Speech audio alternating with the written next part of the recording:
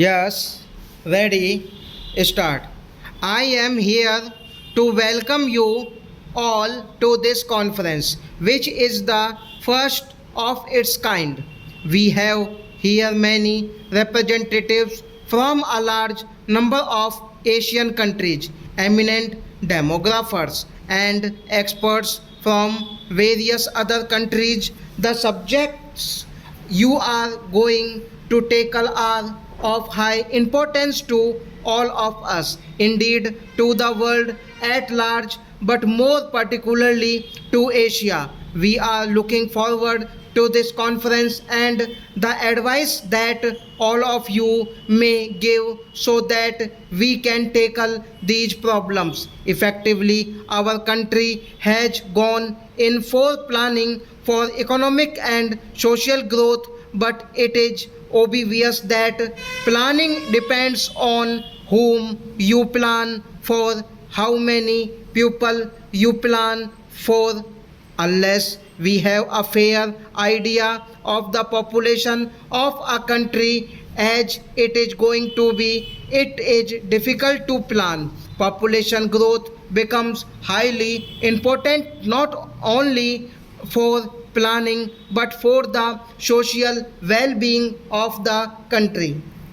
We in India have been trying to tackle this problem as best as we could. I confess that we have not succeeded remarkably, and the growth of population in this big country is rather alarming. It is not merely a question of providing food for a growing population, although that is a primary consideration, but generally it is a question of providing the means for a good life, a healthy life for all the people who live in the country. We have thus to face a kind of race between the rate of economic growth and the rate at which population grows.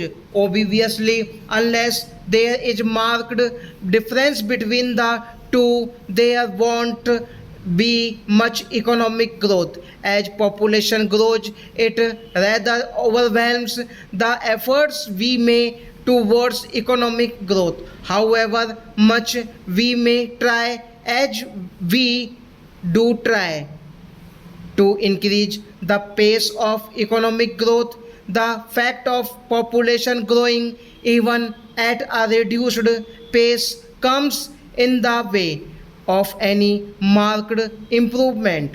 I would like to congratulate the eCafe and the associate organizations who have convened this conference. The eCafe has recently held a very successful conference here, I think, to discuss economic and trade matters. This brought together representatives of various countries in Asia and made them view the problems of this region in an integrated way.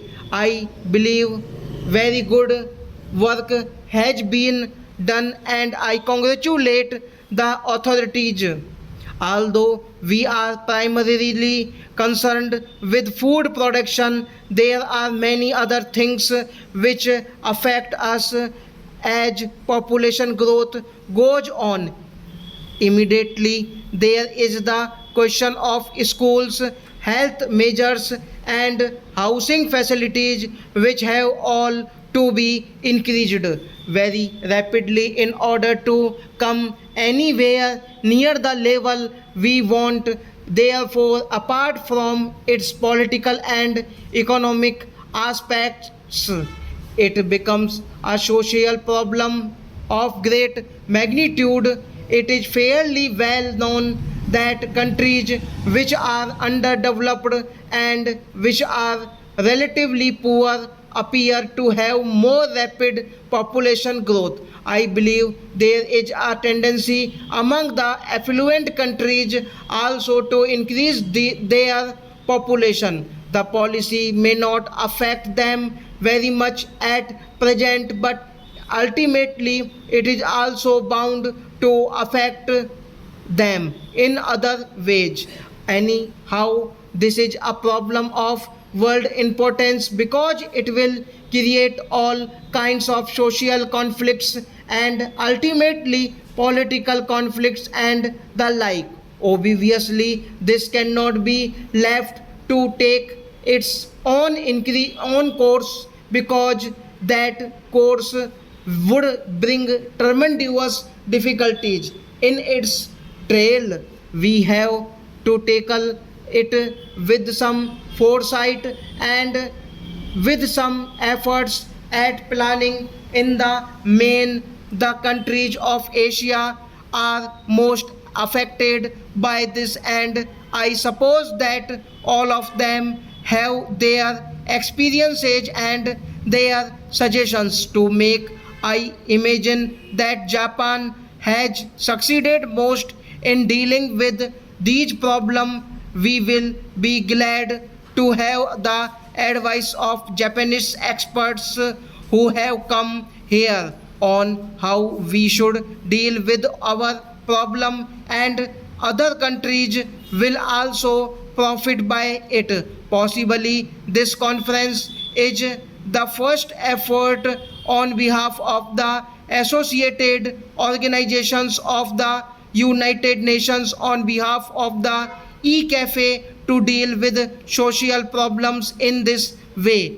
They have been dealing with economic problems and they brought to bear on them the combined experience and wisdom of the countries associated with them. Now, the importance of social problem is being felt more and more.